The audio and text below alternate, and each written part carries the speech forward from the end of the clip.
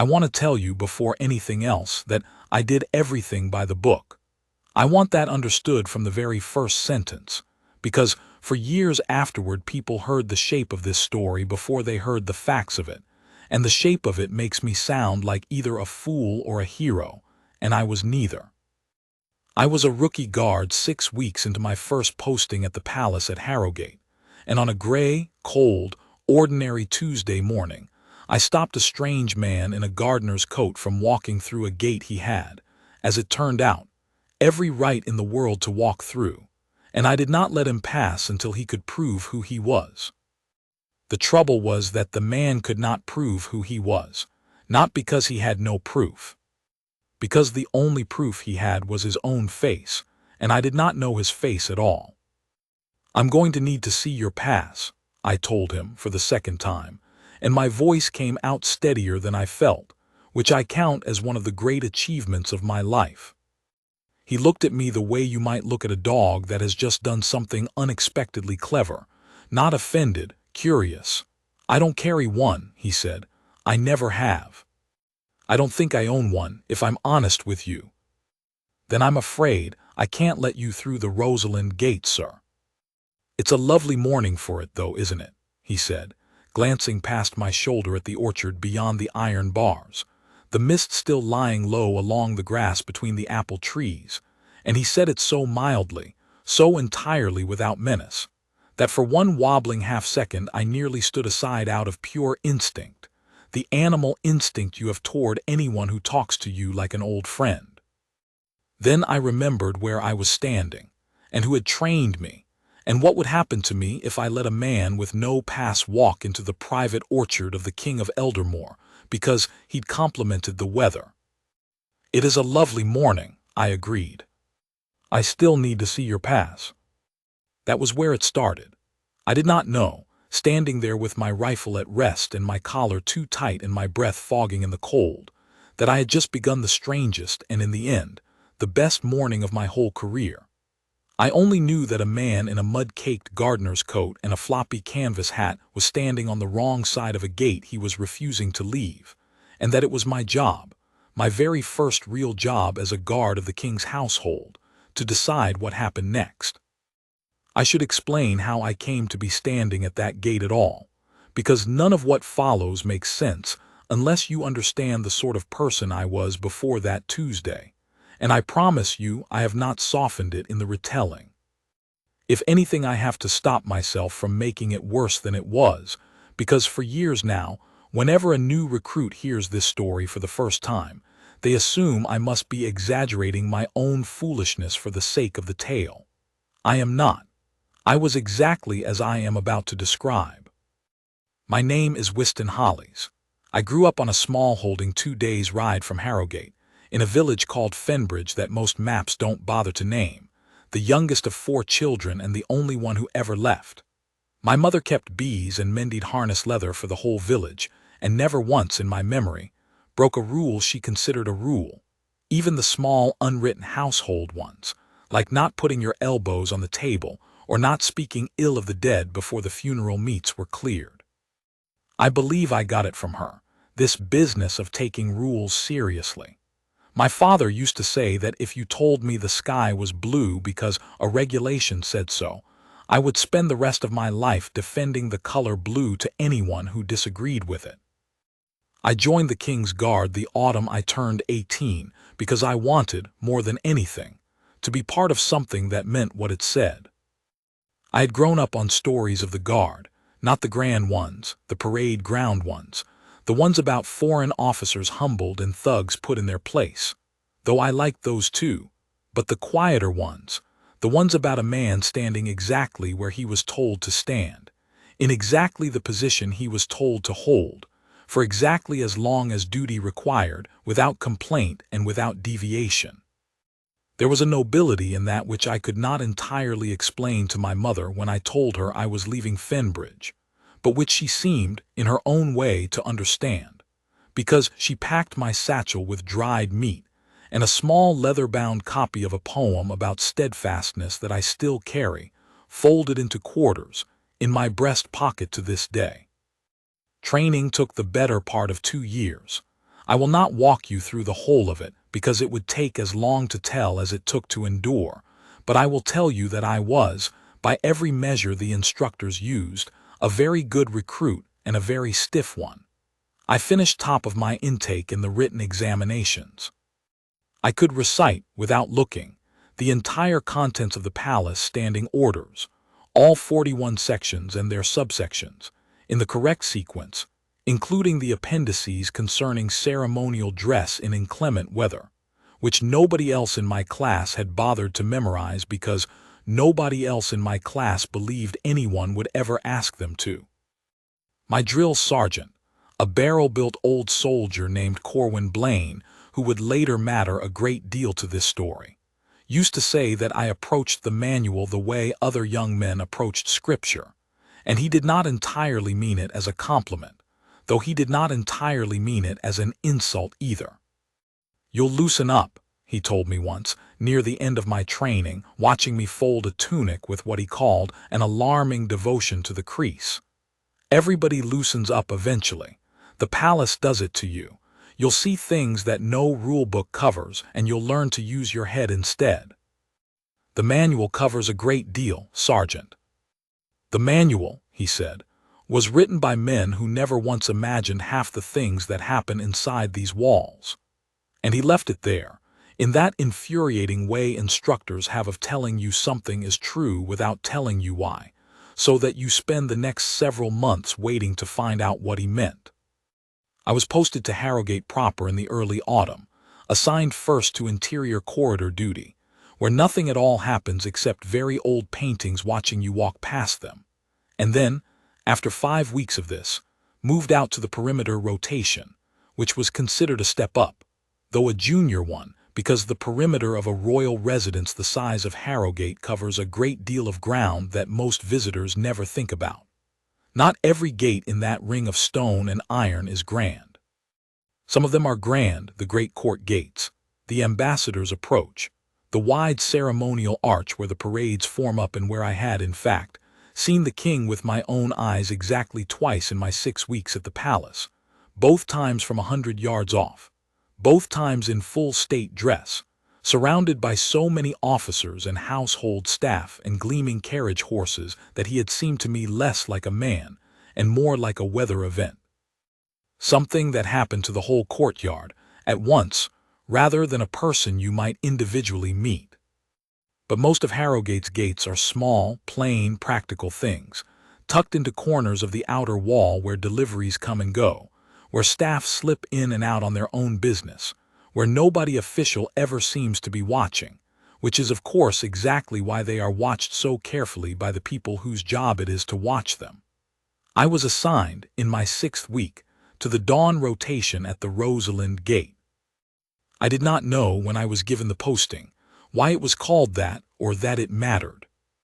I assumed, as any sensible new recruit would, that it was simply named for whatever it opened onto, and it did open onto an orchard, a long sloped stretch of old apple and pear and plum trees running down from the base of the eastern wall to a low stone wall at the bottom, with a single ancient fig tree standing crooked and enormous near the top, its bark silver-gray with age. Nobody had told me it was the personal, private, seldom visited garden that the late Queen Mother Rosalind had planted with her own hands 2 generations back, and that her son, King Alaric, had kept exactly as she left it, down to the crooked stakes propping up the oldest pear tree, and that he walked there, alone before the palace woke, more mornings than not, because it was the one place in the whole of Harrowgate where nobody expected anything of him at all. Nobody had told me this because, in fairness to my sergeant and my training officers, nobody had thought it needed telling. Of course the guard on the Rosalind Gate knew who the king was. Everybody knew who the king was. It would have seemed as unnecessary as reminding a new recruit which direction the sun rose from. Except that I had been at Harrowgate 6 weeks, and in 6 weeks I had seen King Alaric exactly twice, both times from 100 yards, both times dressed in the full weight of his office, the deep blue coat with its gold braid, the sash, the whole magnificent costume of monarchy that a king wears the way a soldier wears his medals, as a kind of armor that tells you who he is before he says a word. I had never seen him close. I had never heard his voice except once, faintly, across a courtyard, saying something to a groom about a horse's shoe. I had certainly never seen him in a gardener's coat with mud on his boots, and a floppy canvas hat pulled low against the morning chill, standing alone at 6:30 in the morning at a gate that, as far as the standing orders were concerned, required a valid pass from anyone attempting to cross it. No exceptions noted, none at all. And there had, I should say, been a reason for that no exceptions clause, a reason I had learned in my very first week of gate training and had, being the sort of recruit I was, taken far more seriously than most. 2 years before I joined, a man had walked into the neighboring kingdom's summer residence, not Eldermoor, a neighboring court.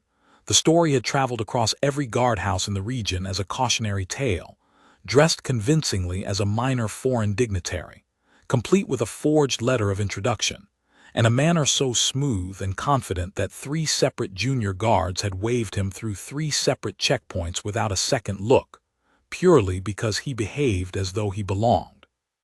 He had made it as far as a private drawing room before anyone thought to question him, and though it turned out in the end to be nothing worse than a very audacious and very embarrassing prank pulled by a bored young nobleman on a dare, the scandal had rippled through every royal household on the continent, and Eldermoor's own captain of the guard had used it, that same season, to tighten the standing orders until they had no give left in them whatsoever. Manner is not proof, my training officer had told us over and over, until it had worn a groove in my mind as deep as any of my mother's rules about elbows on the table. Confidence is not proof. Familiarity is not proof. Even the correct answers to the correct questions are not, on their own, proof if the questioner cannot also produce a valid pass or be personally vouched for by an officer of the watch. It does not matter how a person looks, how a person speaks, how certain a person seems that you ought to already know who they are. If they cannot show you the pass and no officer will vouch for them, you do not let them through. Not for a king, not for anyone. I had believed this instruction the way I believed everything I was told in training, completely, without qualification, and with a kind of relief, because it meant that I would never have to make a difficult judgment call about a stranger's face. I would only ever have to check a piece of paper. It seemed, at 18, like the fairest and safest rule in the world. I did not think, at 18, or even at 19, 6 weeks into my first real posting, to ask myself what would happen if the person on the wrong side of the gate turned out to be the king himself, forgetting, as any man might forget on an ordinary morning, that the world outside his own orchard still required him to carry proof of who he was. So there I stood, that gray Tuesday morning, at the little iron postern of the Rosalind Gate, my rifle held correctly across my body, my collar buttoned to the very top the way the manual required even in cold weather, facing a tall, easy-mannered stranger in a gardener's coat who would not show me a pass and would not go away. And I had absolutely no idea, not the faintest flicker of a suspicion, that I was looking directly at the King of Eldermoor. "You're new," he said, after a moment, tilting his head slightly, studying me with what I took at the time for mild amusement at my inexperience, and what I would later understand was something closer to delight.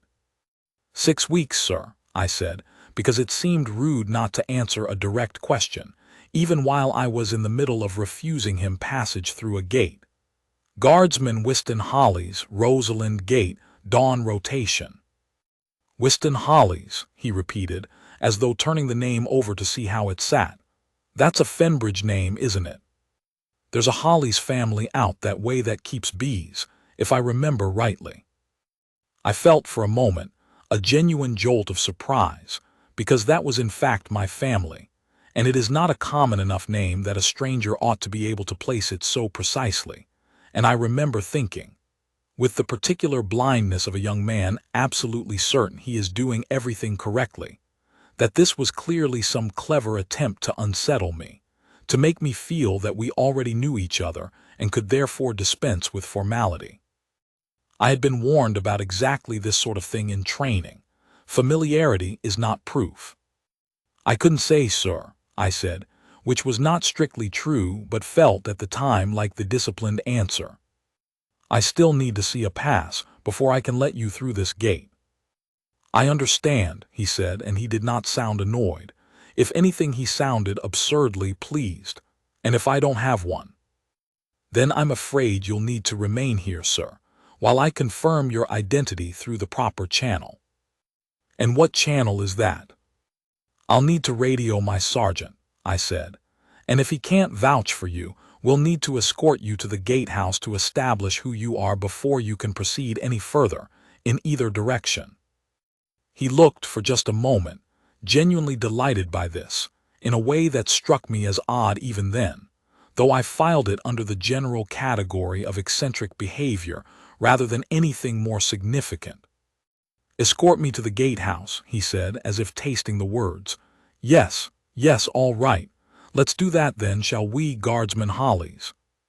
And that, I think, is the moment I ought to have known something was wrong, not because of anything he said, but because of how readily, how cheerfully, he agreed to be treated as a suspect on the grounds of his own private orchard. A trespasser caught somewhere he shouldn't be usually blusters, or argues, or produces excuses, or grows angry at being doubted. This man simply looked at me the way you might look at a puzzle you were enjoying working out, and waited to see what I would do next. I did not know it yet, but I was about to spend the better part of an hour patting down, interrogating, and formally detaining the King of Eldermoor, and he was going to let me do every single bit of it, because, as he told me himself much later, once the whole business had come out into the open and half the household staff of Harrowgate had gathered to watch the end of it, it was, in his words, the most honest hour anyone had given him in 15 years on the throne. And he was not about to interrupt it. I did not know any of that yet. I only knew that I had a job to do, and I meant to do it correctly, whatever it cost me. "If you'll stand to the side of the gate, sir," I said, "I need to conduct a search before we proceed, per Standing Orders, Section 14. "Section 14, he said, and something in his voice, some private warmth I couldn't place, made the corner of his mouth twitch. "Go on then, Guardsman. Section 14 it is." I did not know that Section 14 of the Standing Orders had, in fact, been personally reviewed and signed into force by the very man I was about to search. I only knew that he stepped obligingly to the side of the gate, raised his arms without being asked, and waited, with an expression of frank and undisguised interest, to see exactly how seriously I was going to take my own rules. I was about to find out that I was going to take them very seriously indeed. And so was he. The search itself, I want to say in my own defense, was conducted exactly as I had been trained to conduct it, respectfully, methodically, without roughness, and without a single wasted motion, because I had practiced the sequence perhaps 400 times on a training dummy named, for reasons lost to institutional memory, Bartholomew. I patted down the outside of his coat first, working from the shoulders down, calling out each pocket before I checked it, the way the manual instructed, so that the person being searched was never surprised by where my hands were about to go. "Left breast pocket," I said, and found, when I opened it, a folded handkerchief with something wrapped inside it, which turned out, on inspection, to be half a boiled egg, carefully saved, still faintly warm from what must have been a very early breakfast. "That's my second breakfast," he said, watching me hold it up to the gray morning light as though it might be evidence of something. "I get hungry on the walk down. It's a fair way to the fig tree and back." "Understood, sir," I said, and rewrapped it exactly as I had found it, because the manual was specific that any personal effects removed during a search were to be returned to their original condition and position wherever possible, and I did not see any reason egg should be an exception. "Right breast pocket." That one held a pair of reading glasses in a battered tin case, the hinge worn silver where a thumb had opened it 10,000 times, and a stub of pencil and nothing else. I noted both, aloud, the way I'd been trained and moved on. Left coat pocket. That was where I found the pocket watch.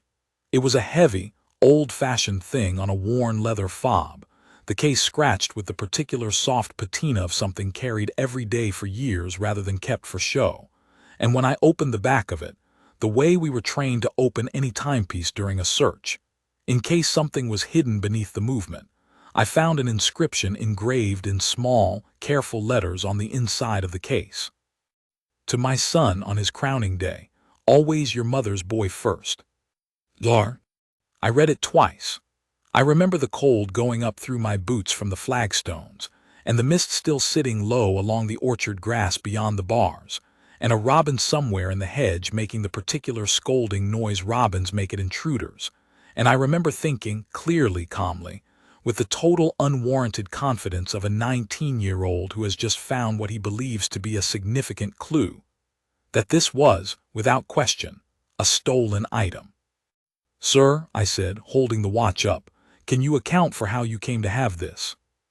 He looked at the watch, and something moved across his face that I mistook in the moment for guilt, and understood only much later to have been something closer to grief, soft and old and worn smooth by time, the way the watch case itself had been worn smooth.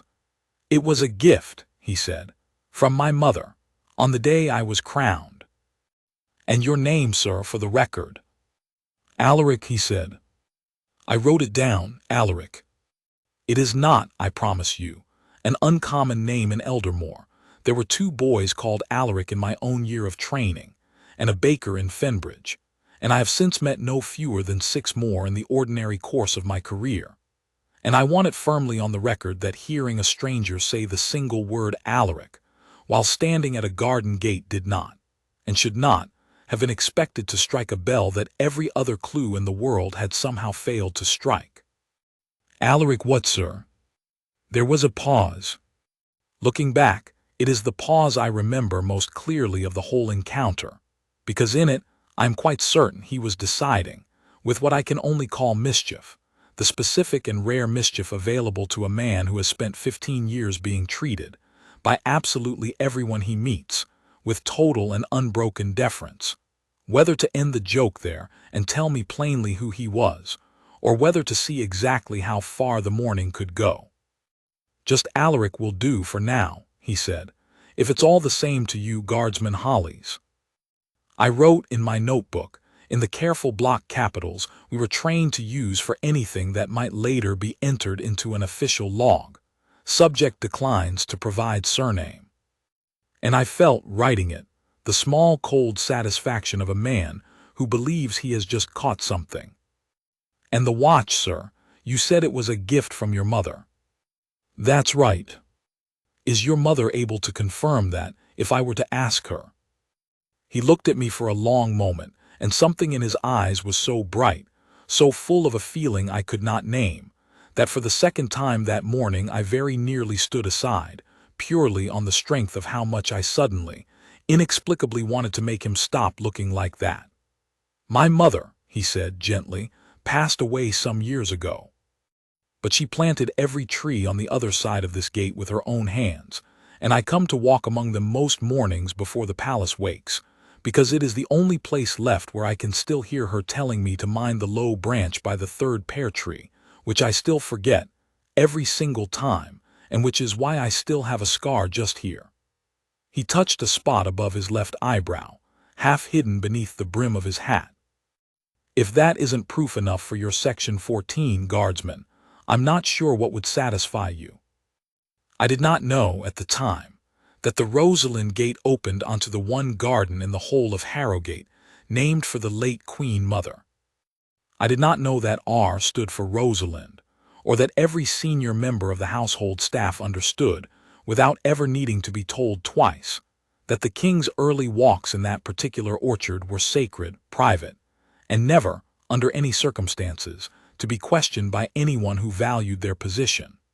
I knew none of this, because nobody had thought to tell a 6-week recruit something that every single person above him considered too obvious to need saying.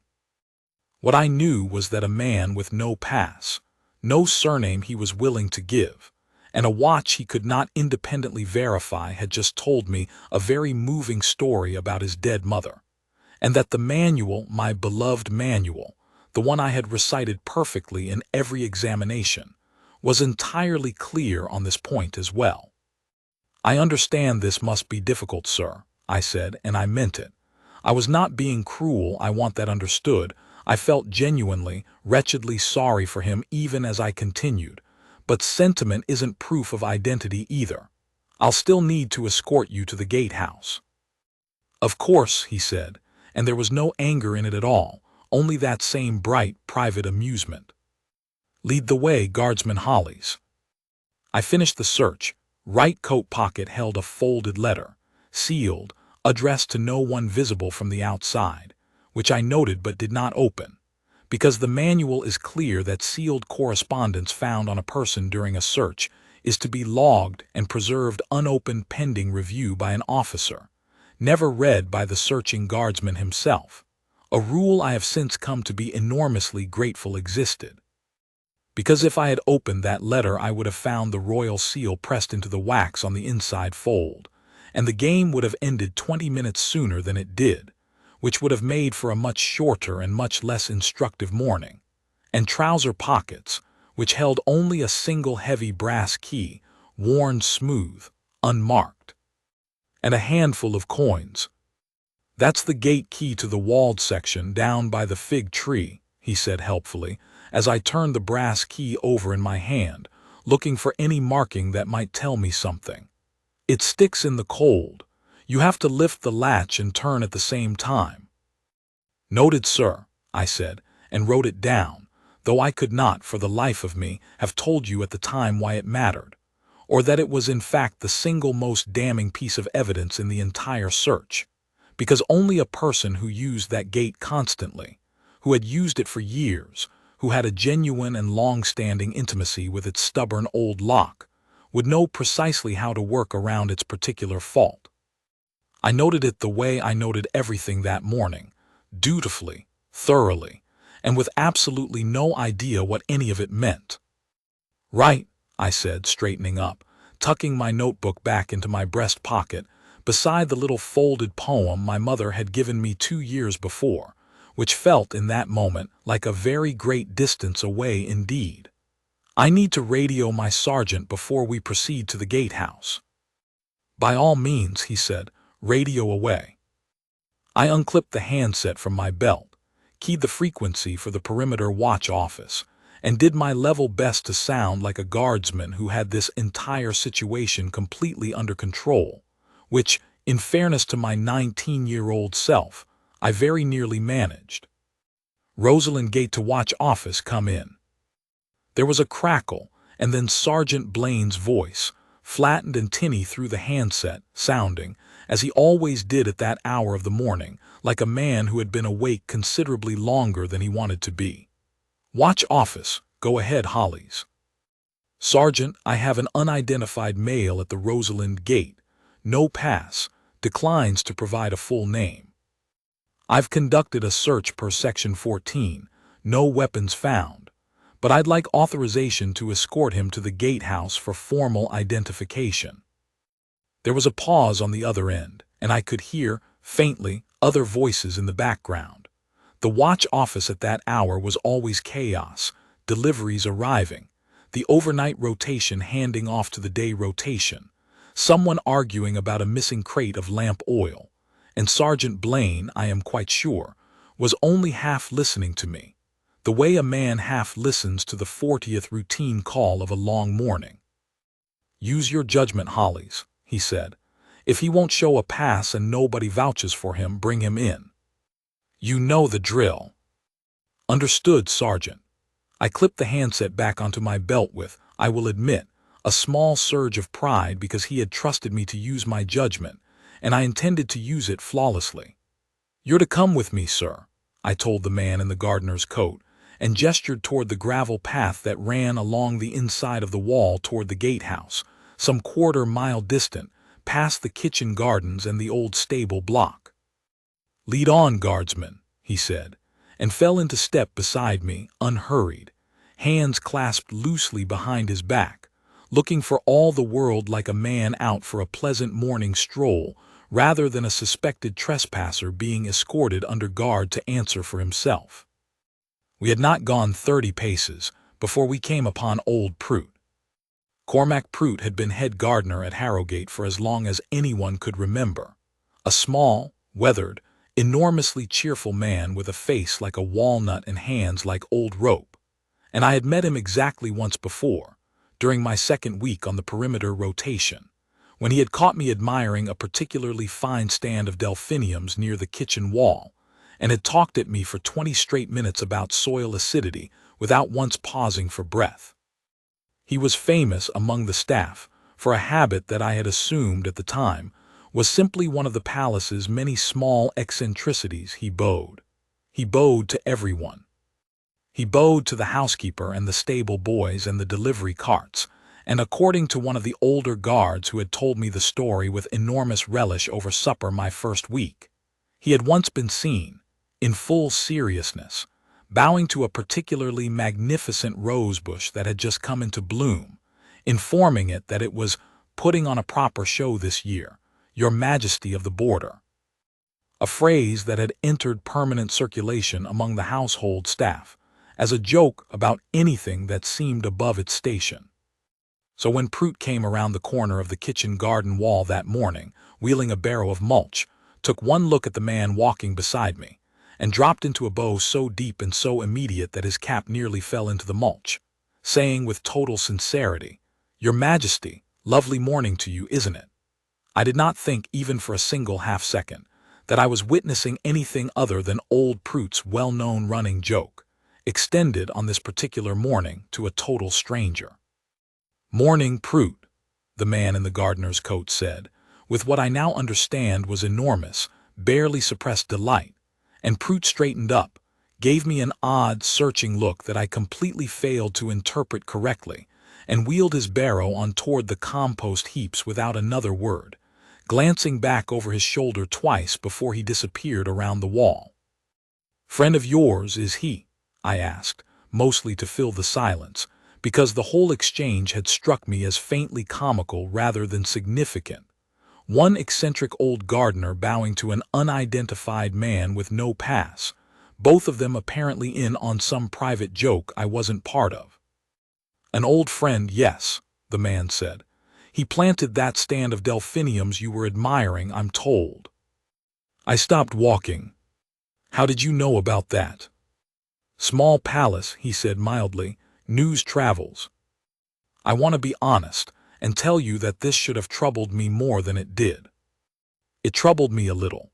I remember a small, uneasy flicker, there and gone, the sort of feeling you get when a coincidence brushes past you close enough to notice, but not close enough to catch.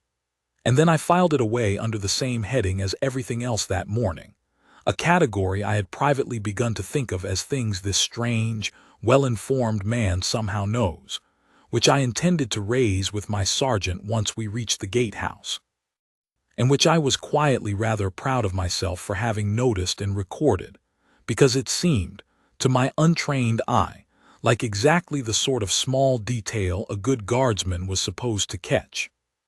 We walked on.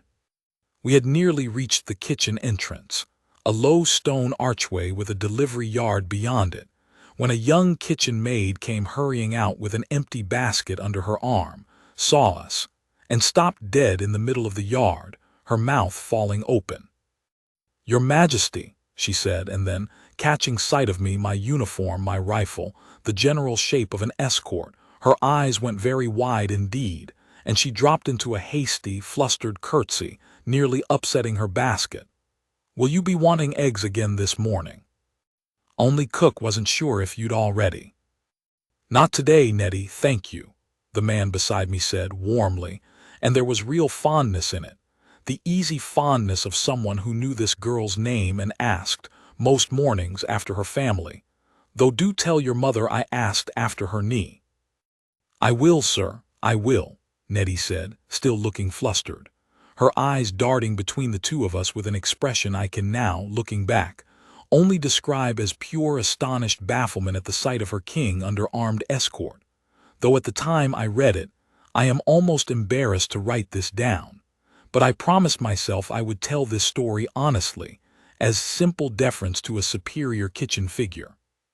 There had been, I remembered, a running joke among the younger staff about the head gardener's imperious manner with the kitchen deliveries, something about him insisting his mulch orders be treated with the urgency of state business. And His Majesty of Mulch had become, I'd been told, a standing nickname for anyone in the household who threw their weight around over garden supplies. I assumed, without ever quite examining the assumption closely enough to notice how strange it was, that Nettie's, Your Majesty, was some extension of that same joke, aimed, for reasons known only to the kitchen staff, at the man walking beside me. "You're popular with the kitchen," I observed, once she had hurried off, throwing one last bewildered glance over her shoulder. "I do enjoy an egg," he said gravely, and I laughed, actually laughed, before I remembered that I was supposed to be escorting a suspected trespasser to the gatehouse under formal detention, and straightened my face immediately, embarrassed at myself. "Apologies, sir, this way, please." "No apology needed, Guardsman Hollis," he said, and there was something in the way he said my name, full, unhurried, almost fond, that I noticed, and did not understand, and tucked away with everything else I did not yet understand that morning, which was, by this point, rather a lot. We were nearly at the gatehouse. I did not know it yet, but the morning was about to change shape entirely, and not in the direction I expected.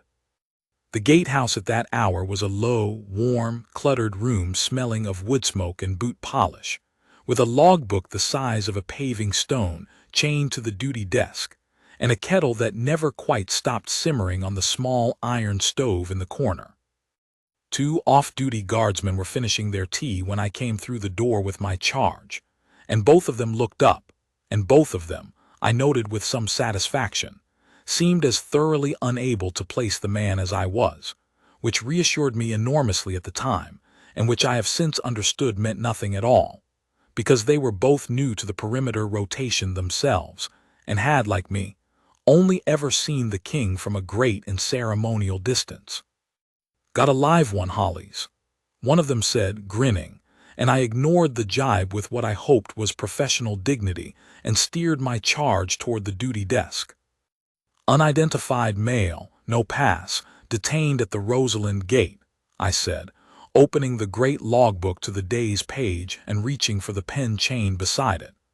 "I need to record the particulars before we can proceed with formal identification."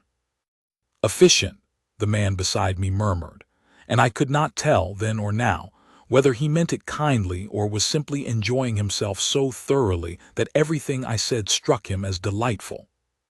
I wrote the date, the time, my own name and rank, the location of the stop, and then paused, pen hovering, over the line marked name of detained person. "Alaric," I said aloud, writing it. "Surname declined." I looked up. "Is there anything else you'd like added to the record, sir? Any statement you'd like to make regarding your presence at the gate?" "Only that I was hoping for a quiet walk," he said, "and that I have rarely had a more thorough morning." I wrote statement noted, subject cooperative throughout, because it seemed both accurate and, I thought, rather generous of me to include, given that I still fully believed I might be in the process of uncovering something serious, and one of the tea-drinking guardsmen let out a short laugh that he turned, badly, into a cough. It was at this point that I keyed the handset again, because the standing orders were unambiguous that any person detained at a gate and brought in for formal identification required a senior officer's confirmation before release or further action, and Sergeant Blaine was, at that hour, the ranking officer on the watch rota. "Watch office, Rosalind Gate detail requesting senior officer attendance at the East Gatehouse for identification confirmation." There was a longer pause this time before Blaine answered, and when he did, His voice had lost the flat, distracted, morning shift quality it had held 20 minutes before. "Say again, Hollis. You've got him at the gatehouse now." "Yes, Sergeant. Unidentified male, no pass, no surname given. He states his name is Alaric." The silence that followed was, I remember, quite long enough that I checked the handset to make sure the connection hadn't dropped. "Describe him," Blaine said, and his voice had gone very careful, very level, in a way I had not heard from him before, not even during the tensest moments of training when a whole class had been on the edge of failing a live-fire exercise. "Tall, sir. Gray hair under a canvas hat, gardener's coat, mid-50s I'd guess, clean-shaven, carries a pocket watch inscribed to him from his late mother, dated his coronation. Says he was walking in the orchard beyond the Rosalind Gate. Old Prout seemed to know him. So did the kitchen girl, Nettie." There was a sound on the other end of the radio that I can only describe, in retrospect, as the sound of a man's stomach dropping through the floor of a watch office, though at the time I simply registered it as a burst of static. "Don't move," Blaine said. "Don't let him go anywhere. I'm coming down myself right now. Do not, Hollis, listen to me. Do not say another word to anyone else about this until I get there. Understood?" "Understood, Sergeant," I said, and clipped the handset back onto my belt, and felt, for the first time all morning, a small cold worm of genuine unease begin to uncoil somewhere beneath my ribs, because Sergeant Corwin Blaine, in all my 6 weeks at Harrowgate, had never once sounded like that. Blaine was a man who had, by his own account, faced down an armed and furious foreign officer without raising his voice. Blaine did not rattle. I looked at the man in the gardener's coat, who was standing quite calmly by the duty desk, examining a faded old print of the palace grounds that hung on the gatehouse wall as though he had never seen it before in his life, though I would learn later that he had in fact commissioned that very print himself, some 11 years earlier, as a gift for the retiring captain of the guard, and had simply never had occasion to see it hung. "Your sergeant sounds troubled," he observed, not turning around. "He's on his way," I said. "He'll sort this out." "I'm sure he will," the man said, and there was something in his voice, warm, patient, faintly, almost tenderly amused, that I still even then mistook entirely for the calm of an innocent man confident of a swift and simple resolution, rather than what it actually was, which was the calm of a monarch who has been having, by his own later admission, the single most entertaining morning of his adult life, and has absolutely no intention of ending it a moment before he has to. This, I think, is the point in the story where I have to be honest with you about what happened in my own head over the next several minutes, because it is not flattering, and because it is, I have come to believe, the actual heart of the whole story, more than the gate, more than the watch, more than anything that happened before it or came after. I began, standing in that warm, cluttered gatehouse with the kettle simmering, and the 2 off-duty guardsmen suddenly gone very quiet and watchful in the corner, to be afraid. Not of the man, I want to be clear about that. I was not even then frightened of him. There was nothing frightening about him at all, nothing except the enormous, unplaceable strangeness of how thoroughly he seemed to know everyone and everything around him, which struck me less as menace and more as the deep, settled ease of a man entirely at home, in a place I had only just arrived. What frightened me was the sudden, dawning, entirely self-generated certainty that I had done something terribly wrong, and that I was about to find out exactly how wrong, in front of my sergeant and whoever else came through that door.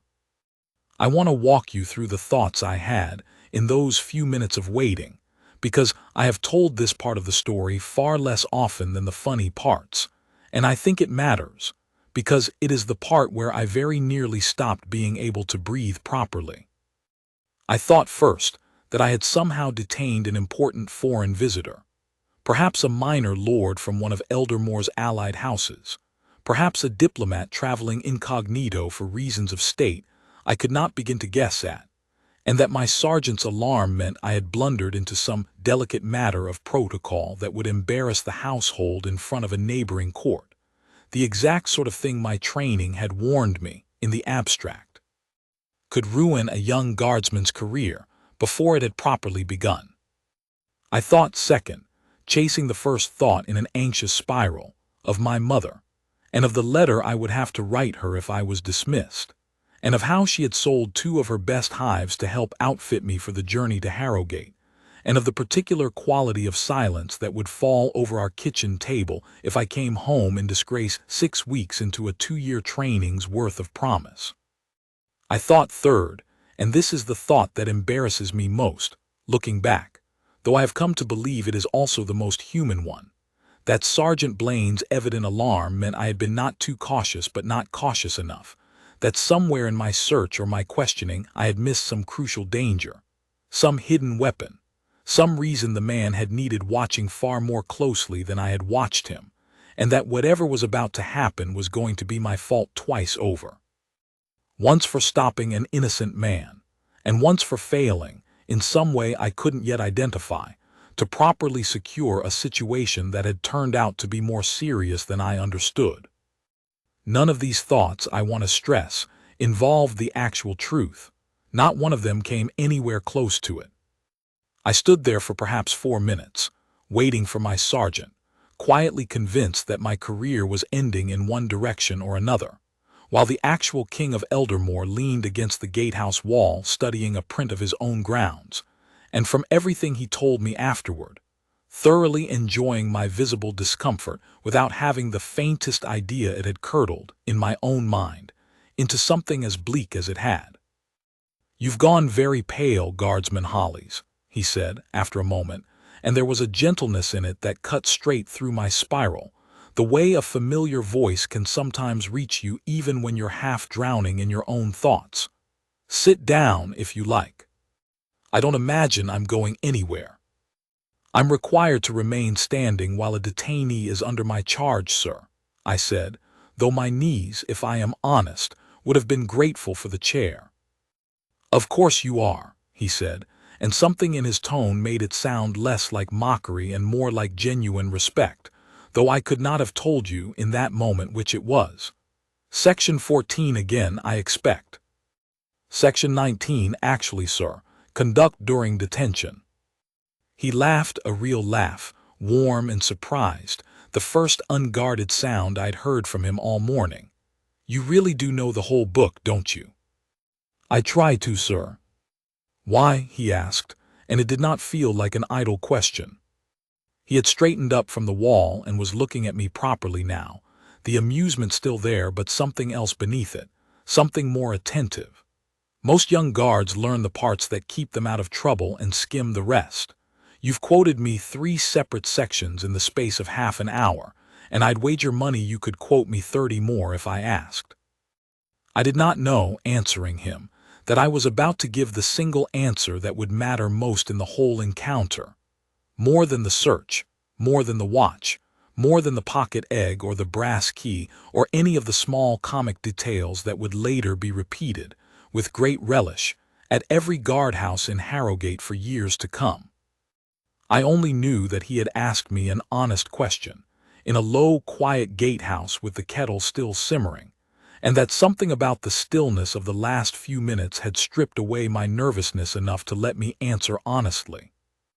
"Because my mother kept every rule she believed in like it was the only thing holding the roof up," I said, "and because I think a rule that only applies to people who are easy to doubt isn't really a rule at all. It's just manners for strangers." I hesitated, and then, because he was still looking at me with that same attentive, patient expression, I went on. "If I let people through because they seem important, or because they're kind to me, or because they know the gardener's name, then I'm not really guarding anything, sir. I'm just guessing.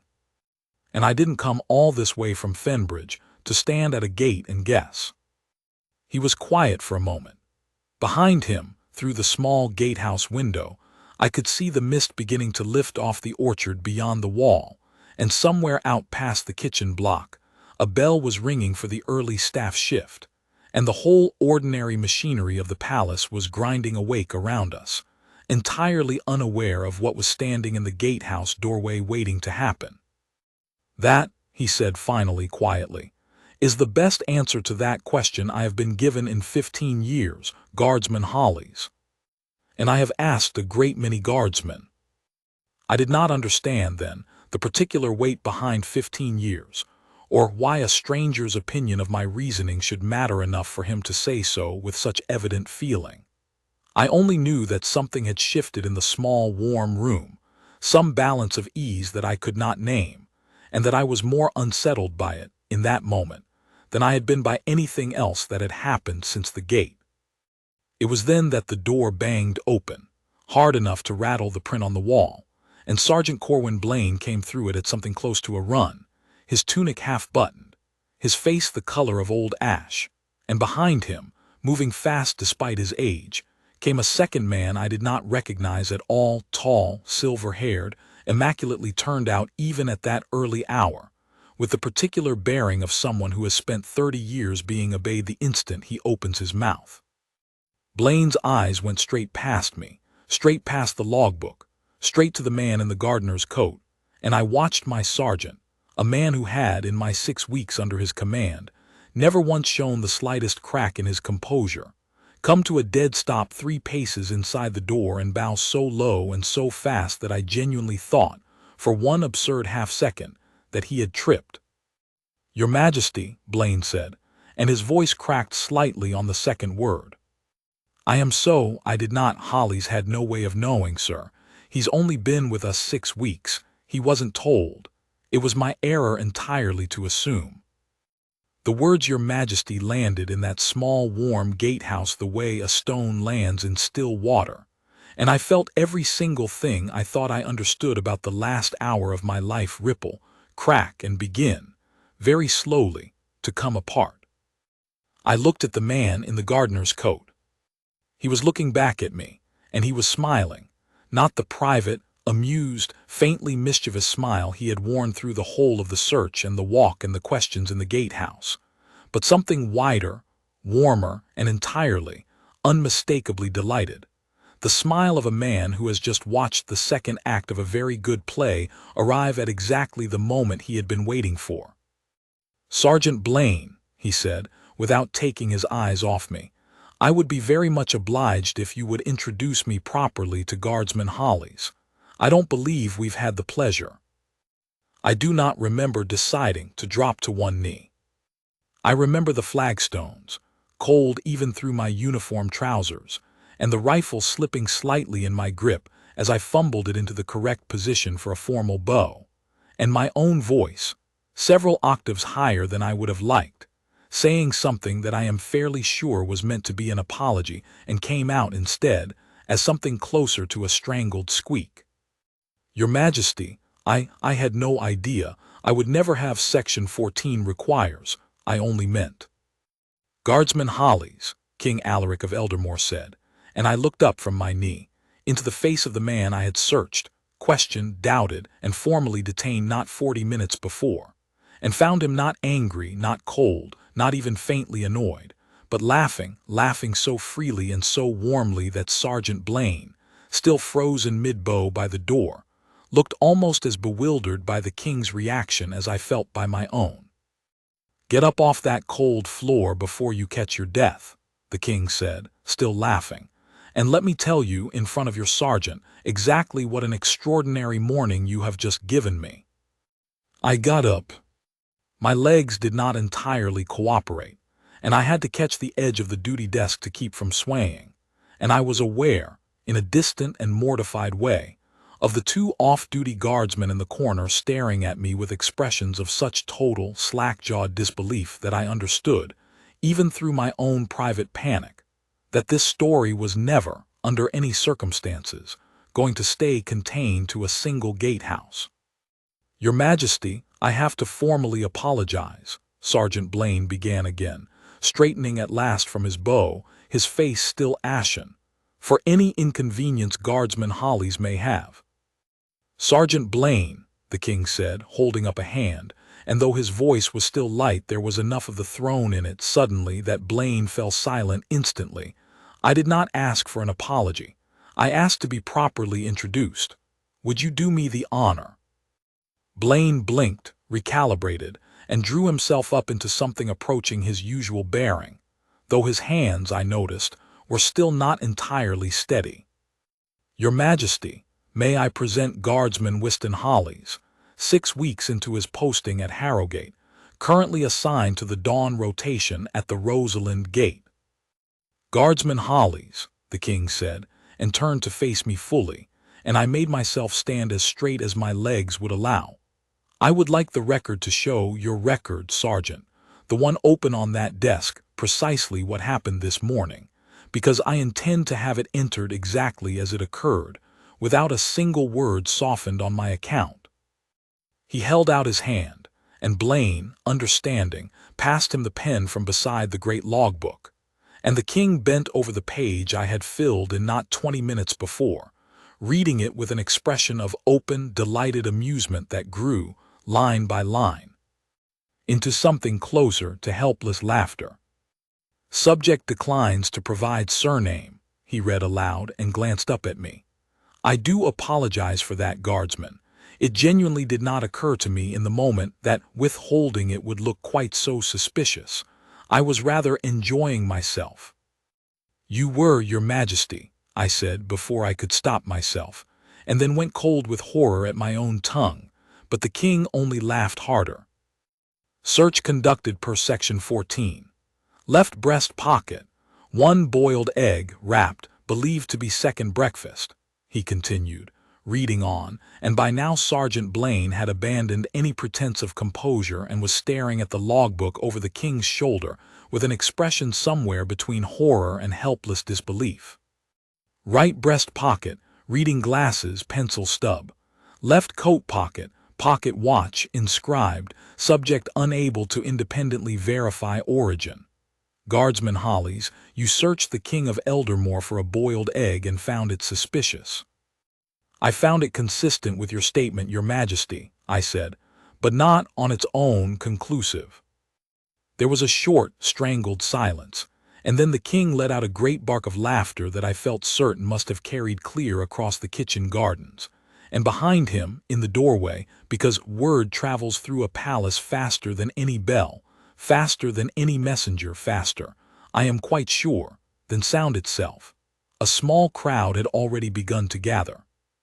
Old Prout was first, still in his mulching apron, standing just outside the door with an expression of enormous, barely contained satisfaction, the look of a man who has been waiting all morning for exactly this moment, and would not have missed it for the entire contents of his compost heap. Behind him came Nettie, twisting her apron in both hands, and behind her 2 more kitchen staff, and a stable hand still holding a curry comb.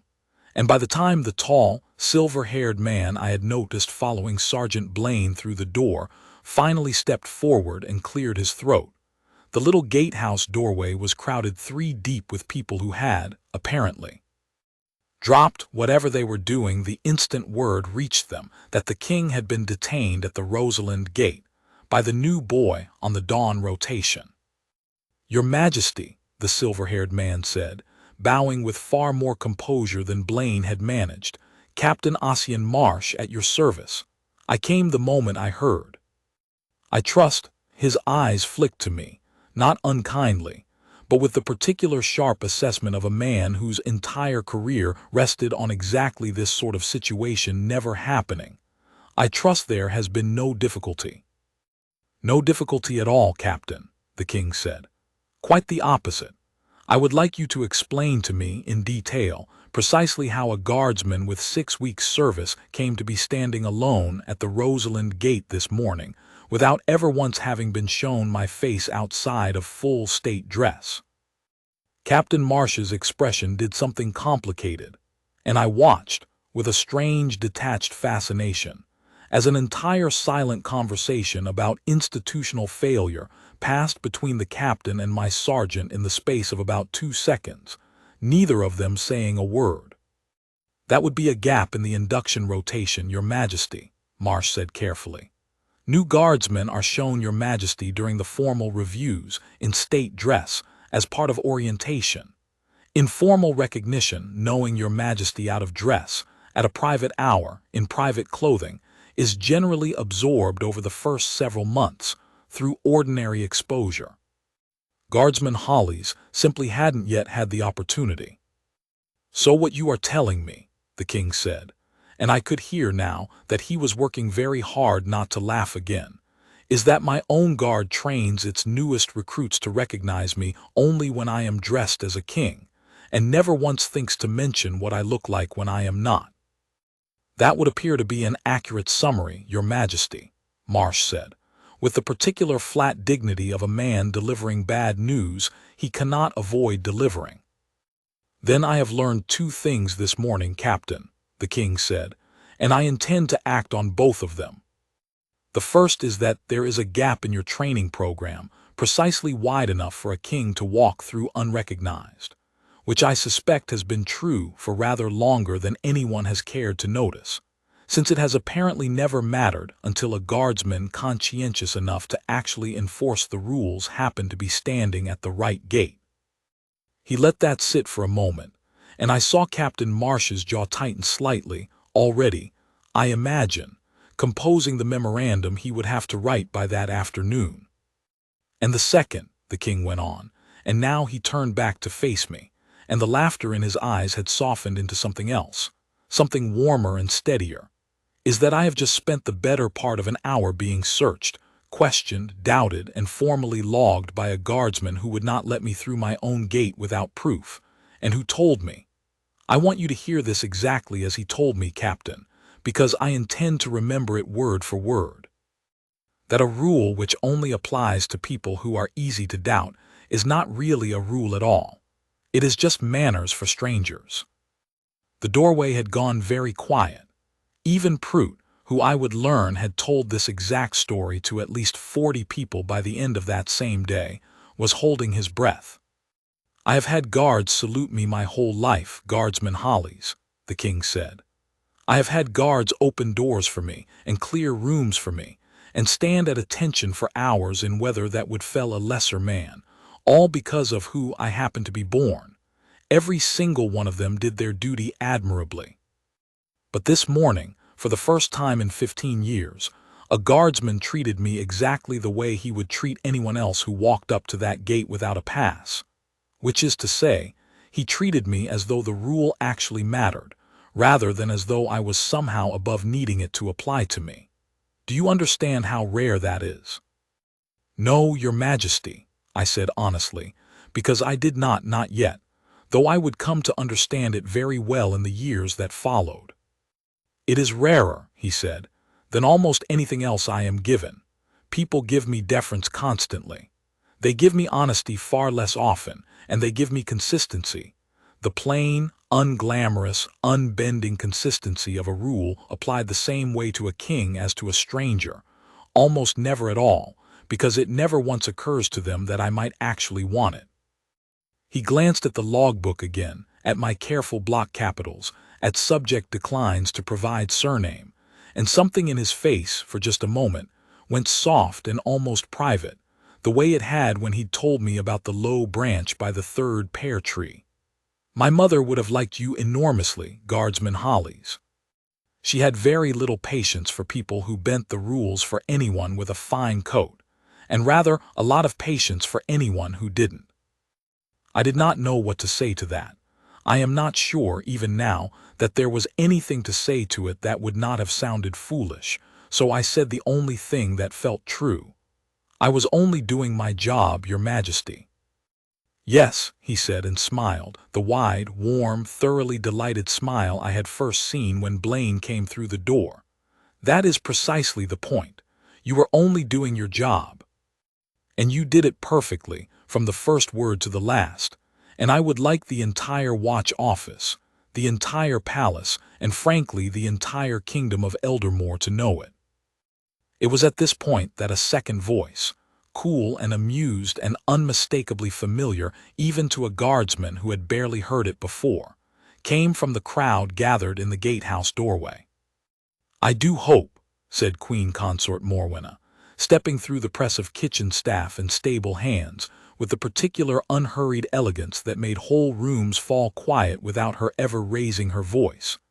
"That someone is going to explain to me why half the household staff of Harrowgate abandoned their morning duties to stand outside a gatehouse." She had come, I learned later, because Nettie's younger brother, who worked the stables, had run the entire length of the kitchen gardens to fetch her the moment the word "detained."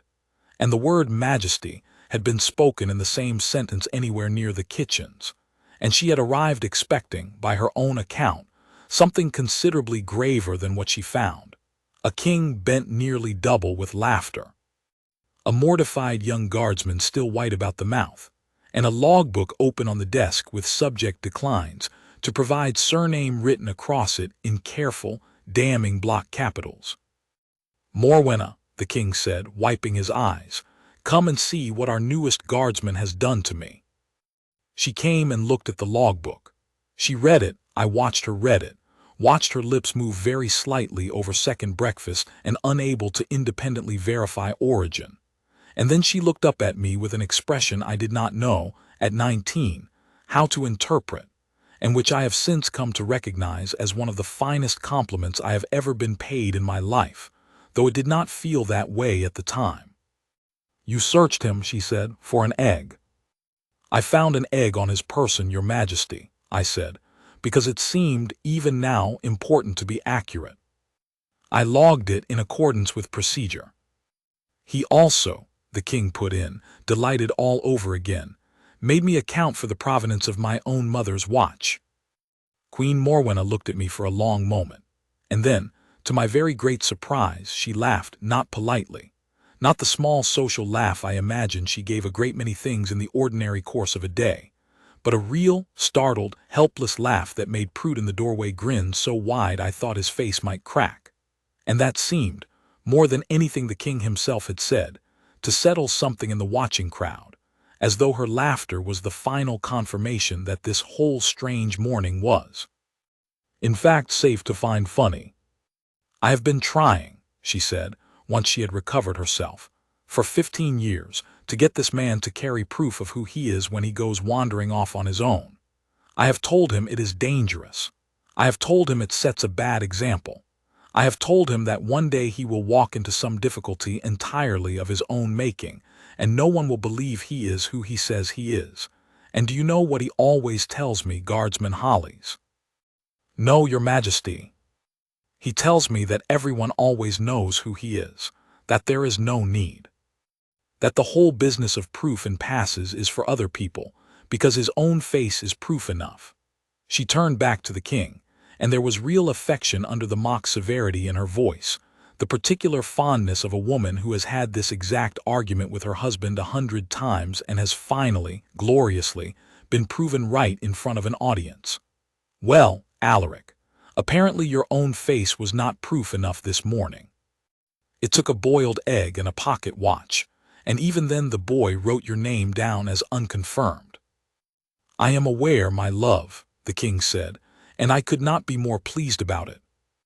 It was into this, the king laughing, the queen consort laughing, Captain Marsh still visibly composing memoranda in his head, and the small crowd in the doorway now openly delighted rather than merely astonished, that Crown Prince Rowan arrived, still in riding clothes, clearly having been fetched from the stables with even less warning than his stepmother had received, and took in the scene with the particular flat, weary amusement of a man who has grown up watching his father do inexplicable things, and long ago stopped being surprised by any of them.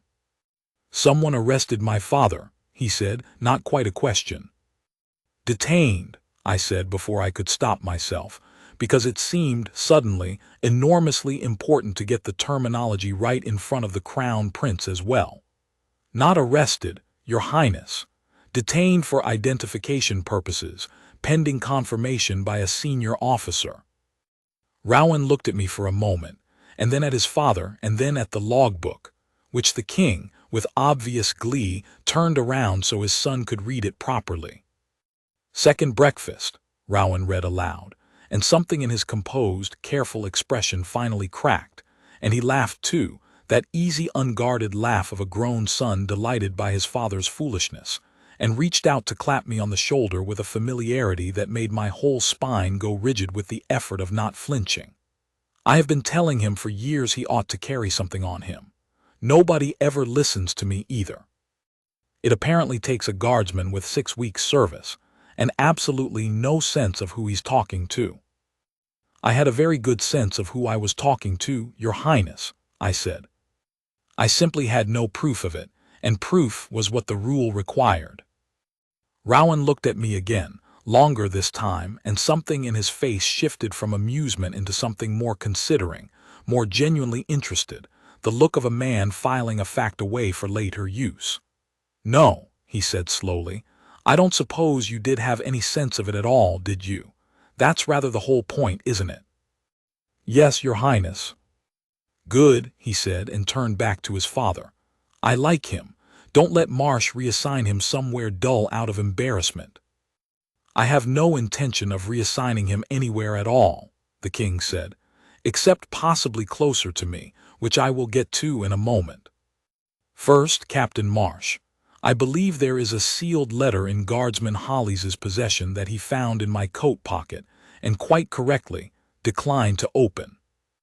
I had, in the general chaos of the last several minutes, half forgotten the letter, and I retrieved it now from where I had tucked it into the logbook for safekeeping and handed it to Captain Marsh, who turned it over, saw the wax seal pressed into the fold, the royal crest of Eldermoor, unmistakable once you knew to look for it, though I had not at the time known any such thing, and let out a short breath through his nose that was not quite a laugh but was clearly trying very hard to become one. "Your Majesty," Marsh said, "this is sealed with your own signet." "I know," the king said. "It's a letter to myself, Captain. A reminder of sorts that I write every few months and carry until I've read it enough times to remember what it says without opening it again. This one has been in that coat for 3 weeks. Guardsman Hollis had the good sense to log a sealed letter bearing the royal seal without opening it, on the theory, I imagine, that a sealed letter is sealed correspondence regardless of whose pocket it comes from, and that a guardsman does not get to make exceptions to that rule any more than he gets to make exceptions to the rule about passes." "That's correct, Your Majesty," I said. "Section 19, subsection." "I believe you, Guardsman Hollis," the king said, holding up a hand, though he was smiling as he said it. "I believe, at this point, that you could recite me the entire manual from memory while standing on one leg in a snowstorm, and I would not be the least bit surprised." He took the letter from Captain Marsh, turned it over once in his hands, and then, instead of opening it, tucked it back into his coat pocket with a small private smile that made me think, for the first time that morning, that I had glimpsed something in him that had nothing to do with kings or gates or guards at all. Just a man carrying a note to himself through his mother's orchard, the same way I carried a folded poem through mine. "Right," he said, clapping his hands together, the sound of a man deciding all at once to move a scene along. "Captain Marsh, I want 3 things, and I want them by this afternoon. The first is a full review of the induction rotation, because it is frankly absurd that a guardsman can serve 6 weeks at this palace without once being shown what I look like out of state dress, and I have a horrible suspicion that Guardsman Hollis is not the only one who would have made exactly the same mistake in his position.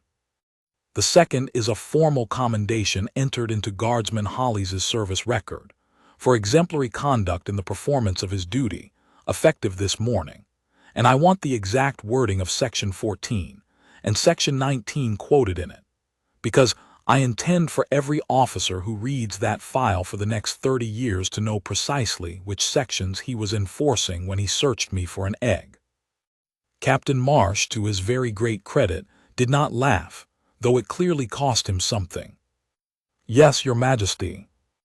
"And the third," the king said, and now he turned to look at me directly, and the amusement in his face had settled into something quieter, steadier, and altogether more serious, "is that I would like Guardsman Hollis to join me for breakfast in the orchard tomorrow morning, and the morning after that, and as many mornings as his rotation and his own good sense will allow, because I find that I have not had a genuinely honest conversation with anyone in a very long time. And I am not inclined to let the man who gave me one this morning simply return to routine duty as though nothing at all happened. I did not know what to say to that either.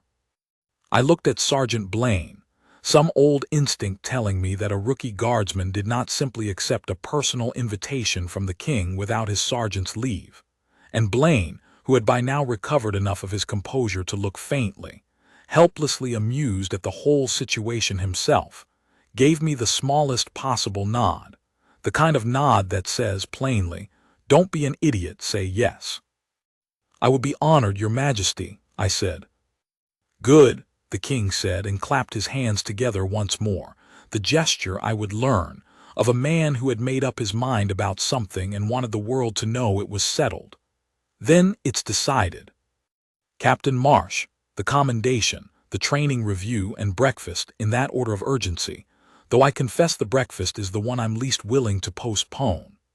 He looked around at the little crowd still gathered in the gatehouse doorway, Prut beaming, Nettie clutching her empty basket with both hands as though it might otherwise float away from sheer excitement, the stable hand still holding his curry comb forgotten at his side, and something in his face softened even further, taking them all in.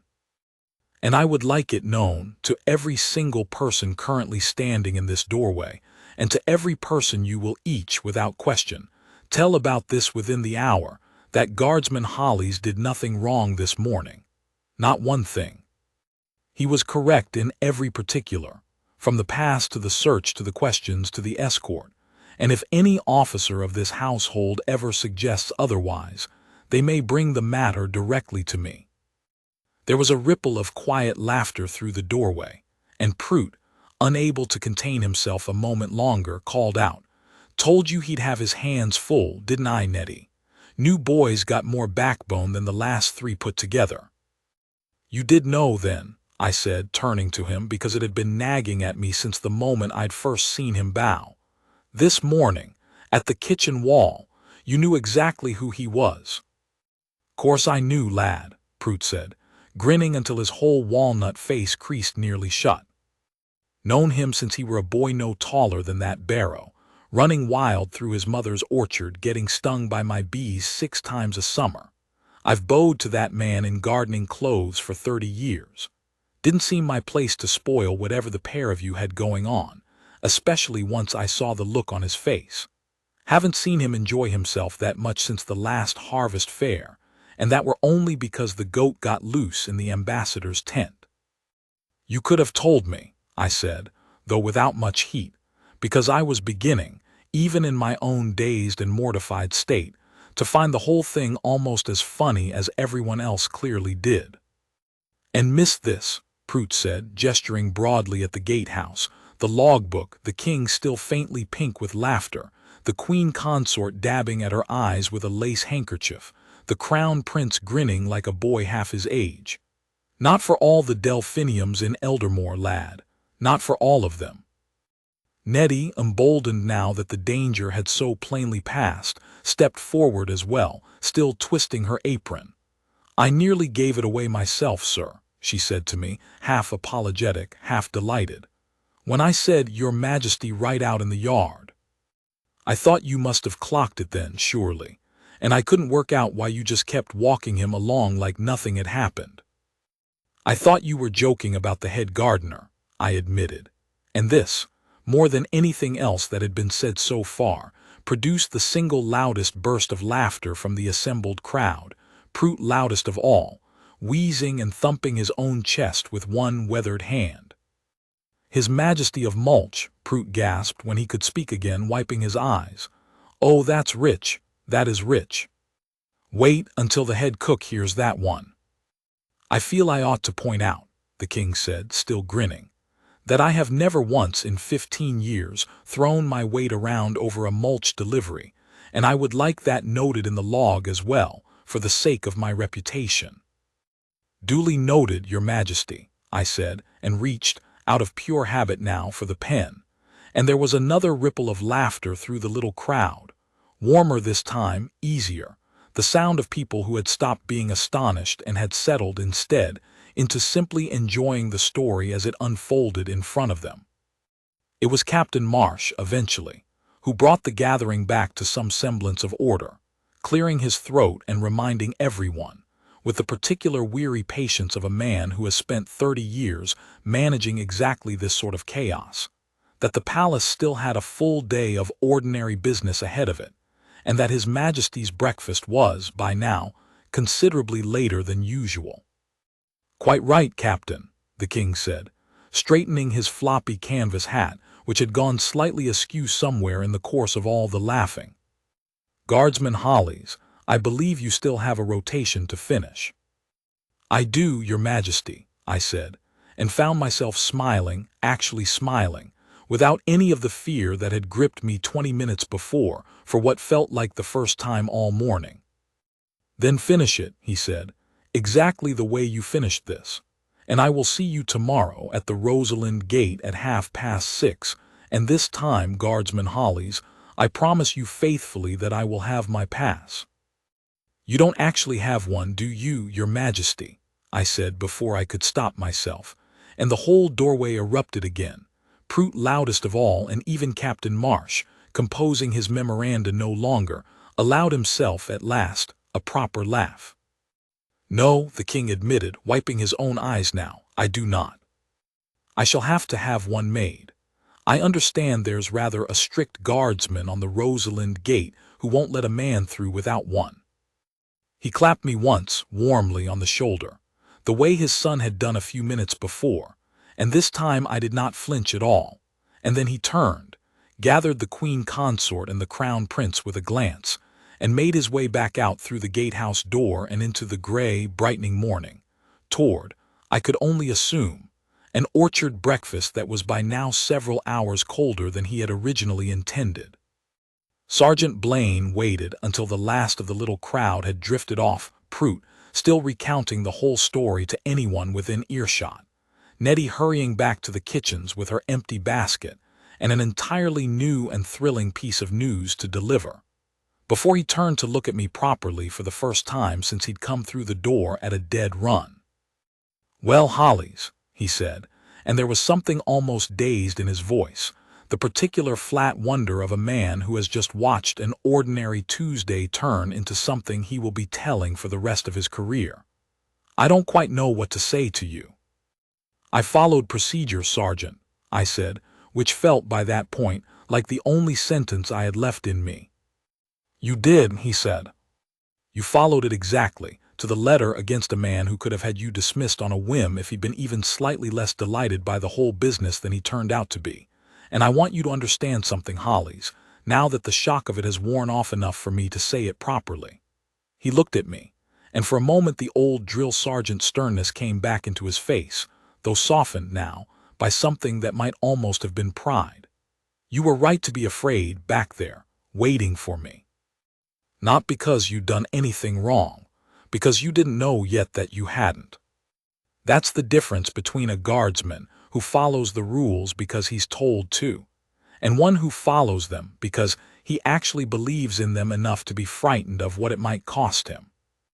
I've watched a great many young guardsmen come through this gatehouse in 20 years of service, and I promise you, most of them would have found some quiet way to let that man through the moment he mentioned his mother's watch, rules or no rules, because it would have felt kinder, and because most people, when they're afraid, look for the exit that costs them the least. You didn't. You held the line right up until the line held itself, and there is no manual in the world that can teach a man to do that. Either he has it in him or he doesn't." I did not know what to say to that either, so I said nothing at all, and Sergeant Corwin Blaine, who I had never once seen show the slightest crack in his composure, reached out and shook my hand, properly, formally, the way you shake the hand of an equal rather than a subordinate, and then told me gruffly to get back to my post, because the Rosalind Gate did not guard itself, king or no king, and I still had the better part of a rotation left to finish. I finished it.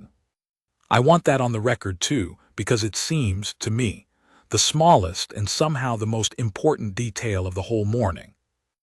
After everything that had happened, after the search and the questioning and the terror and the laughter and the queen consort's handkerchief and Prout wheezing in the doorway, I walked back to my post at the Rosalind Gate, stood exactly where I was supposed to stand, and watched the mist finish lifting off my late Queen Mother Rosalind's orchard, one ordinary guardsman among many, doing one ordinary job, until my rotation ended at noon and I was relieved at last by the guardsman who came to take my place, who looked at me with an expression of such open curiosity that I understood, immediately and completely, that the story had already outrun me across the entire palace grounds.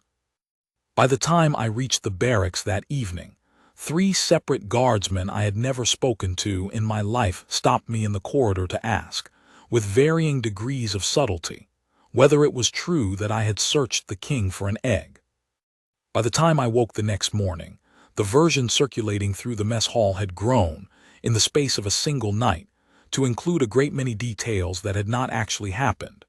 That I had made the king empty his boots, that I had confiscated a royal handkerchief as evidence, that Queen Consort Morwenna had laughed so hard she had needed to sit down, which was, I will admit, not entirely inaccurate, though the sitting down had been rather less dramatic in fact than in the retelling. I have long since given up correcting every version of this story that reaches my ears. It has a life of its own now, and I have come to think that is only right, because a story that gets better in the telling is, in its own way, a kind of honor. I did go to breakfast the next morning. I want to tell you about it, because it was, in its quiet way, every bit as strange and wonderful as the morning before, though for entirely different reasons. I arrived at the Rosalind Gate at 6:30, as instructed, relieved for the day by another guardsman so that I could pass through as a guest rather than stand watch as a sentry, and found King Alaric already waiting on the far side of the bars, in the same gardener's coat, the same floppy canvas hat, holding, with an expression of enormous and entirely unnecessary ceremony, a small square of stiff paper. "My pass, Guardsman Hollis," he said, and handed it through the bars with both hands, the way you might present something at a coronation. I took it and turned it over. It was in every respect a proper palace pass, correctly stamped, correctly signed by Captain Marsh, bearing the king's own name in careful official lettering. Alaric, Kingdom of Eldermoor, authorized access, all gates, all hours, except that in the corner in a different hand, someone had added in small looping letters that I would later learn belonged to Queen Consort Morwenna herself, the words also known to carry eggs. "I had it made yesterday afternoon," the king said, watching my face with obvious delight as I read it. Captain Marsh very nearly refused to authorize the eggs line. I insisted.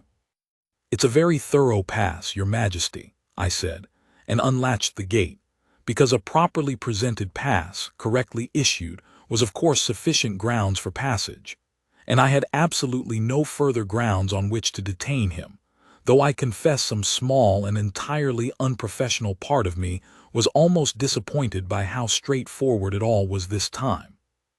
We walked down through the orchard together, past the low branch of the 3rd pear tree, which he ducked beneath from long habit without seeming to think about it at all, and down to the crooked old fig tree at the bottom, where a groundskeeper had set out, at the king's instruction, a small folding table and 2 plain wooden chairs, and where we sat, that first morning and a great many mornings after, and talked about Fenbridge and my mother's bees, and the standing orders, which he confessed he had not read in their entirety since the year he signed them into force, and was delighted, and slightly alarmed, to discover how much I could recite from memory.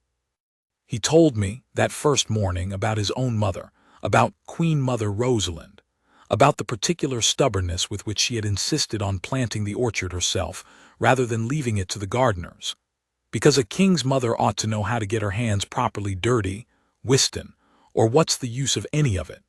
And I understood, sitting there with a mug of tea going cold in my hands, that the walk I had interrupted the morning before had not been an idle stroll at all, but something closer to a pilgrimage, one he made almost every week of his life, and had made entirely unescorted and unrecognized for years, without a single guardsman ever once thinking to question it, until I came along and quite by accident gave him back something he told me that morning. He had not realized he missed the simple, ordinary experience of being treated exactly like anyone else. The training review that Captain Marsh delivered by that same afternoon, exactly as instructed, turned out to be one of the more talked-about documents in the recent history of the Harrowgate Guard Corps, not because of its content, which was sensible and thorough, and precisely what you would expect from a career officer closing an embarrassing gap in procedure, but because of the appendix Captain Marsh attached to it at the King's own insistence. A full-length photograph of King Alaric, taken that same week, standing in the orchard in the gardener's coat and the floppy canvas hat, mud on his boots, half a boiled egg visibly bulging one pocket, with the caption in Marsh's own careful hand, "This is also the King." Every single recruit who came through Harrowgate's gates from that season forward was shown that photograph in their very first week of orientation, alongside the formal portrait in state dress, and I am told, though I cannot personally verify it, that the practice continues to this day, and that new guardsmen still occasionally ask, with the particular baffled curiosity of people encountering an institutional joke for the first time, why there is a picture of the King holding an egg pinned up in the orientation hall. The commendation itself was entered into my service record exactly as promised, quoting Section 14 and Section 19 in full, and I still have my own copy of it, folded now nearly as soft as the poem my mother gave me, tucked into the same breast pocket, because I have found over the years that there is something steadying about carrying proof of the one morning I got everything right by simply refusing to make an exception for anyone, even a king who was doing his level best to be let through. I want to tell you what became of it all, because I think that matters more than the joke of it, more than the boiled egg and the pocket watch and Prout wheezing in the gatehouse doorway. Funny as all of that still is to me, even now, so many years later. I stayed on the Rosalind Gate rotation for another 8 months before Captain Marsh moved me, at the King's own quiet request, onto the small standing detail that accompanies His Majesty on his private mornings, a posting that exists, as far as I have ever been able to determine, largely because of what happened that Tuesday, and that has taken me, over the years, into a friendship with King Alaric that I never once expected, and have never stopped being faintly astonished by. I have eaten a great many breakfasts under that crooked old fig tree since. I have heard, more times than I could count, the story of the low branch by the third pear tree and the scar above his eyebrow, and I have watched him teach his own grandchildren in turn to duck beneath it, laughing every single time one of them forgets and has to be reminded, the way he still occasionally forgets himself. Sergeant Corwin Blaine retired 4 years after that morning, and at his retirement dinner, in front of the assembled watch office, he told the story of my first real week on the perimeter rotation with such evident relish that I understood, finally and completely, that he had been prouder of me in that moment than in almost anything else in the whole of my training, prouder of the fact that I had frightened myself half to death waiting for him rather than take the easier, kinder-seeming path of letting a stranger through on the strength of a good story and a warm smile. I have tried in the years since to be the kind of officer to my own recruits that he was to me that morning, the kind who lets a young guardsman be afraid and be right, and be commended for both in the same breath. Old Prout is gone now, these 6 years past, but I am told the delphiniums by the kitchen wall are still tended exactly as he left them, and that somewhere in the palace archive there is a written account, given by Prout himself to a rather bemused clerk some years after the fact, of the morning he watched the new lad on the Rosalind Gate march His Majesty of Eldermoor off to the gatehouse like a poacher caught red-handed with the King's own apples, an account which Captain Marsh, with a dry sense of humor, I came to appreciate a great deal more over the years than I did that first mortifying morning, had filed, without comment, directly beside my commendation. And Nettie is head of the kitchens herself now, and still tells the story, with certain embellishments I have long since stopped correcting, to every new hall boy and scullery girl who comes through Harrowgate's doors, always ending it the same way, with the same delighted flourish. And the new guard thought I was calling the head gardener a king, if you can credit that, thought it was some kitchen joke, and never once thought to look properly at the man standing right beside him. I train recruits myself now, on the very same perimeter rotation where I once stood, terrified and by the book and utterly convinced I was about to be dismissed in disgrace. And I tell them this story on their very first day, before I tell them anything else about the standing orders, before I even show them where the gatehouse kettle is kept. I tell them about the egg and the pocket watch and the sealed letter I never opened, and Prout's bow and Nettie's curtsy, and the 4 longest minutes of my life spent waiting for Sergeant Blaine, certain I had ruined everything, when in fact I had done nothing at all except exactly what I was trained to do. And then I show them the photograph, the king in his gardener's coat, mud on his boots, egg in his pocket. This is also the king written beneath it in Captain Marsh's careful hand. And I watch their faces do the same thing my own face must have done that gray Tuesday morning so many years ago. A slow, dawning understanding that the rule was never about doubting the man in front of you. It was about refusing to guess. It was about holding the same standard for the King of Eldermoor that you would hold for anyone else who walked up to your gate with no pass and a good story. Because the moment you start making exceptions for the people who seem important enough to deserve one, you have stopped guarding anything at all, and started merely guessing at who is worth the trouble. There is one more part of this story I ought to tell, because it is the part that makes me proudest of everything that came before it, prouder even than the commendation folded in my breast pocket or the standing invitation to breakfast under the fig tree. 3 years ago, a young recruit of mine named Petra Yaxall, no more than 6 weeks into her own first posting, was assigned to the eastern kitchen gate on an ordinary gray morning, and found herself facing down a tall, unhurried, extremely well-dressed young man who insisted, with total and unruffled confidence, that he did not require a pass because he was expected, and that she ought simply to let him through and save them both the trouble. He gave his name, when pressed, as Rowan and nothing further, and smiled the exact particular smile of a man enjoying himself enormously at someone else's expense. A smile I recognized the instant Petra described it to me afterward, because I had seen its father wear the very same one at the Rosalind Gate years before. Petra did not know Crown Prince Rowan's face any better out of formal dress than I had once known his father's, because the very same gap in the induction rotation that King Alaric had ordered closed all those years before had, as gaps in institutional memory so often do, crept quietly back open in the time since, softened by a generation of guardsmen who had grown so used to the story of the king and the egg that they had begun, without quite meaning to, treating it as a charming piece of palace folklore rather than an actual standing lesson. Petra held her post. She required the pass.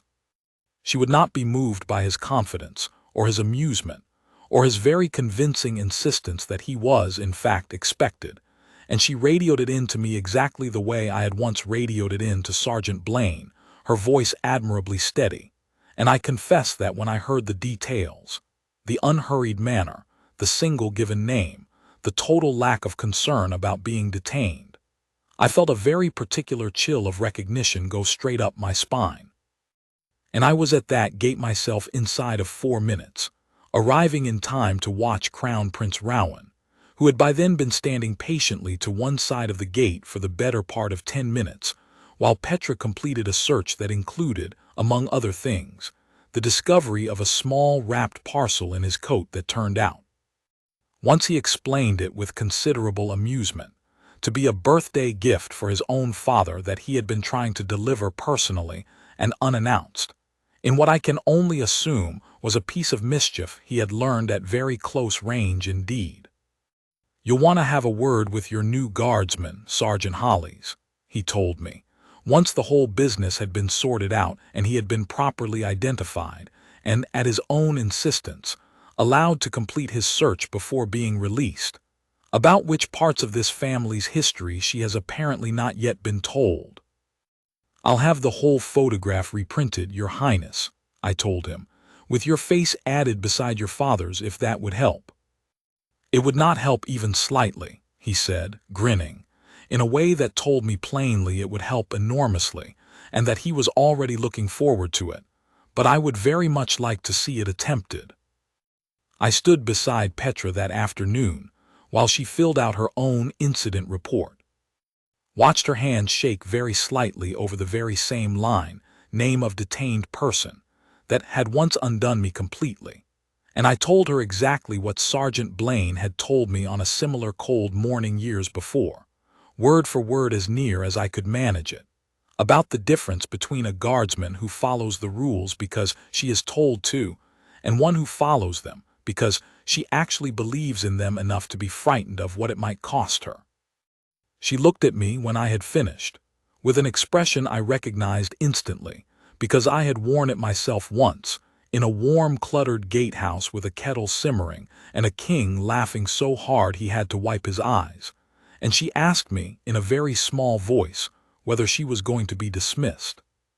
"No," I told her. "You're going to be commended. And then, if I know this family at all, you are going to be invited to breakfast." I was right about both. King Alaric still walks that orchard most mornings, though he carries his pass now, tucked into the same coat pocket where I once found half a boiled egg wrapped in a handkerchief. And he still, on the mornings I am posted there, stops at the gate and holds it up for my inspection with the exact same ceremony he used that very first morning after, as though it were the first time either of us had ever done this, as though the joke could never possibly wear thin between us, and it never has. "Section 14, Guardsman Hollis," he says, every single time handing it through the bars. "Pass accepted, Your Majesty," I tell him, every single time, and unlatch the gate, and we walk down together into the mist and the old crooked trees his mother planted, and I think, every single time, of the terrified 19-year-old who once stood exactly where I am standing now, certain he had made the worst mistake of his young life, when in fact he had only just made, without knowing it, the very best one.